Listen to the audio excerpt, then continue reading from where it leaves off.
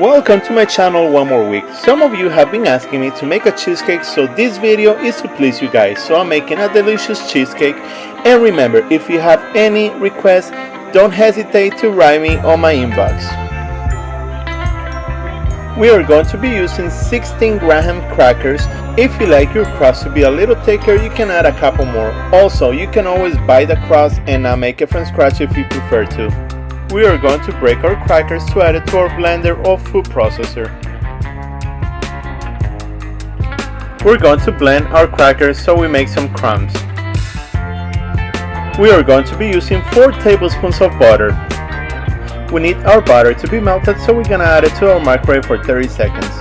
Once our butter is melted, we can add it to our graham cracker crumbs.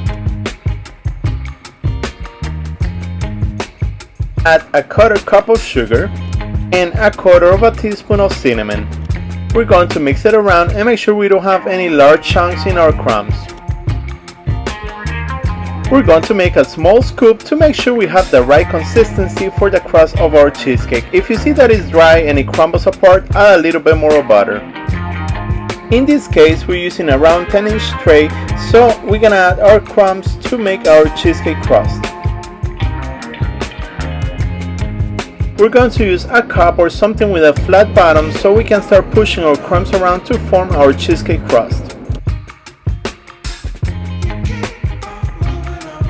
Once we have moved our crumbs around and formed the edges, we're going to start pushing with the cup to form our edges. Now let's set up our oven at 350 degrees for 10 minutes. Once our oven is warming up, we're going to bake our crust. Now we're going to start preparing our cheesecake filling. We're going to be using 2.5 pounds of cream cheese, and it has to be room temperature. It's very important to use our cream cheese room temperature so it's nice and creamy. Make sure to scrape off the walls of your mixer so you don't have any lumps of cream cheese on your mix. After mixing that cream cheese for a few minutes, it should look nice and creamy like this, and then we can start adding the rest of our ingredients. We are going to start by adding 1 cup and 3/4 of sugar, half a teaspoon of salt to level the flavors, 3/4 of a cup of sour cream,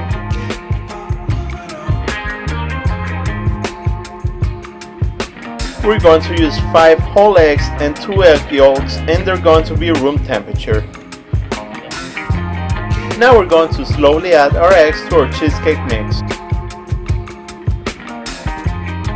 I know this is gonna sound weird, but we're going to add 2 tablespoons of refined flour. Now we add 2 tablespoons of vanilla. Make sure to scrape off the sides of your bowl to make sure we don't have any lumps around. And we're going to mix it for one last time. This should be the texture of your cheesecake filling. Now we're gonna start slowly pouring our cheesecake filling to our crust. Make sure to bang your container at least 4 times on a flat surface to remove any air bubbles on the cream cheese filling. Now we're going to bake it at 350 degrees for 20 minutes, and then we're going to lower the temperature at 300 degrees for 40 minutes. If your cheesecake cracks, that means it was cooking faster in the center, and that means your oven was too hot. It's better if you use a large oven than a small oven. But it's not a big deal, don't worry about it. We can solve that issue. We can put some strawberries and decorate our cheesecake. Or you can top it up with whatever fruit you desire, or even you can top it up with whipped cream, some hard chocolate on top. There are many options out there. Don't be afraid to be creative. In my case, I will be using strawberries. I'm gonna slice them and put it around the cheesecake, and we're gonna put 1 strawberry on the center of the cheesecake.